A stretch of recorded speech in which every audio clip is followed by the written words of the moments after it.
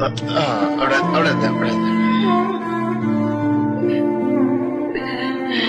മീനാക്ഷി എവിടെ?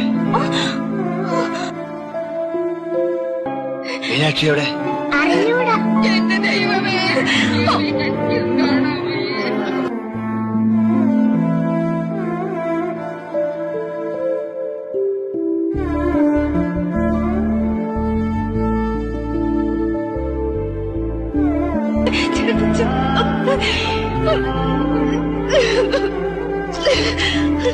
ചേട്ടാ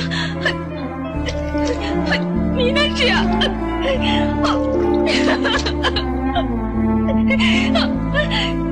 ചേട്ടാ